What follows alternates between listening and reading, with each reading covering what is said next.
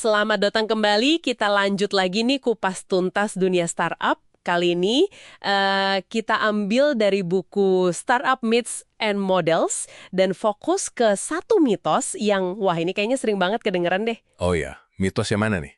Mitos nomor 12, produk saya gagal karena tenaga penjual saya payah.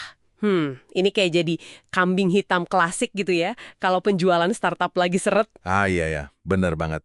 Seringkali founder langsung nunjuk jari ke tim salesnya gitu kan. Nah, makanya kita mau coba bedah nih menurut sumber ini. Kenapa nyalahin tim sales di awal-awal itu mungkin malah nutupin masalah yang sebenarnya? Setuju?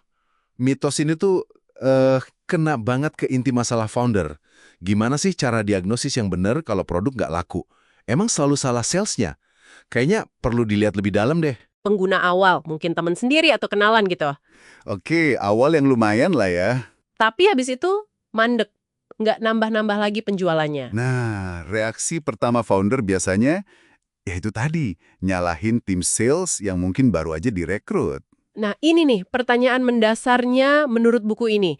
Kalau Anda nih sebagai founder, orang yang paling ngerti luar dalam soal produknya, pasarnya gimana, masalah apa yang mau diselesain.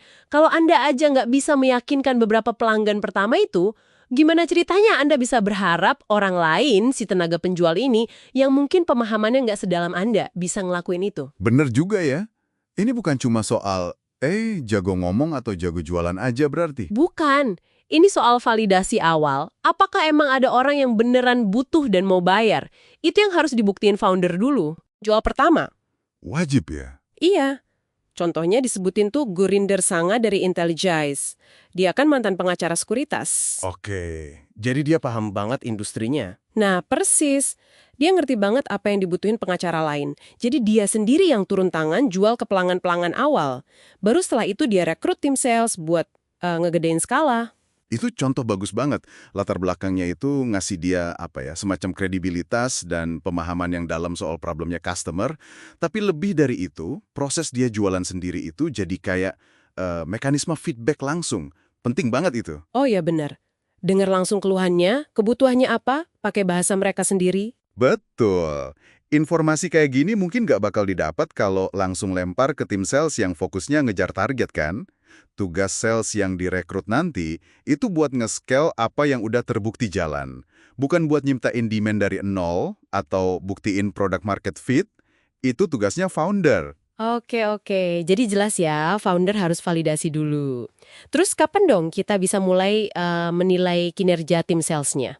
Nah, buku ini bilang kita baru bisa nilai kinerja sales itu setelah ada beberapa pelanggan nyata. Maksudnya, yang beli beneran tanpa ada hubungan personal sama founder, tanpa paksaan lah istilahnya. Oke, jadi udah ada bukti awal kalau produknya emang laku secara organik gitu ya? Iya. Nah, kalau setelah itu penjualan tetap aja nggak naik-naik, baru kita bisa mulai curiga. Ini masalahnya di salesnya bukan ya? Terus gimana cara ngeceknya? Buku ini nyebutin ada 2 gejala di sales pipeline. Iya. 2 pola masalah di pipeline penjualan. Pertama, pipeline yang nggak pernah berubah. Maksudnya gimana tuh? Jadi, daftar calon pelanggannya ya itu-itu aja. Dari minggu ke minggu, bulan ke bulan. Nggak ada yang maju ke tahap deal. Dan biasanya alasannya klise. Oh, produknya kurang fitur X nih. Nah, ini bisa jadi perangkap fitur X. Salesnya terus-terusan nyalahin produk. Oke. Jadi pipeline-nya macet dan alasannya fitur melulu. Terus yang kedua? Yang kedua, kebalikannya. Pipeline yang selalu berubah. Berubah terus. Bukannya bagus ya kalau ada nama baru? Iya, nama baru masuk terus. Tapi nggak pernah ada yang closing jadi pelanggan. Nama-nama yang lama juga hilang gitu aja, nggak jelas kabarnya. Jadi kayak ember bocor gitu, diisi terus, tapi keluar terus. Oke. Jadi dua-duanya sama-sama nggak sehat ya? Mau yang macet total atau yang bocor terus tanpa hasil, sama-sama nunjukin ada masalah. Betul. Nah, soal perangkap fitur X tadi, ada cara buat ngujinya menurut buku ini. Coba deh, minta salesnya buat dapat komitmen jelas dari calon pelanggan. Komitmen gimana? Tanya langsung.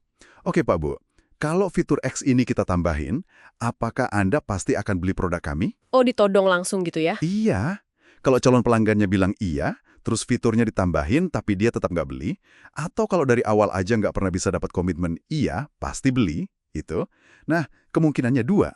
Antara emang salesnya yang kurang bisa ngeyakinin, atau ya emang produk market fit-nya yang belum ketemu. Produknya belum benar-benar ngejawab kebutuhan pasar. Ini jadi inget sarannya Paul Graham dari Y Combinator. Soal founder harus ngelakuin hal-hal yang nggak scalable di awal. Nah, itu dia. Termasuk ya ini, nyari pelanggan pertama sendiri, ngelayanin mereka sampai puas banget. Itu kan bagian dari proses nggak scalable buat buktiin nilai produk kita. Persis. Jadi intinya gini, kalau Anda sebagai founder aja, susahnya minta ampun buat ngejual ke beberapa pelanggan pertama, yang bukan teman atau saudara ya, kemungkinan besar akar masalahnya itu bukan hanya di tim sales Anda. Lebih mungkin masalahnya justru di produk market fit-nya itu sendiri. Percuma punya sales jago kalau barang yang dijual emang belum pas sama maunya pasar. Mundur dikit, evaluasi dulu. Anda sendiri sebagai founder udah berhasil buktiin belum kalau ada pasar yang mau bayar? Udah dapat pelanggan yang beneran organik bukan karena kenal Anda. Terus coba cek juga pipeline penjualannya. Ada gejala-gejala aneh tadi nggak? Macet atau malah bocor? Ya, betul. Dan mungkin sebagai pemikiran terakhir nih buat Anda renungkan. Kalau Anda sendiri aja ngerasa susah banget ngejual produk ini ke beberapa orang pertama, jangan-jangan masalahnya bukan di skill jualan Anda atau tim Anda, tapi mungkin di asumsi paling dasar Anda tentang kenapa sih pelanggan harusnya tertarik sama produk Anda?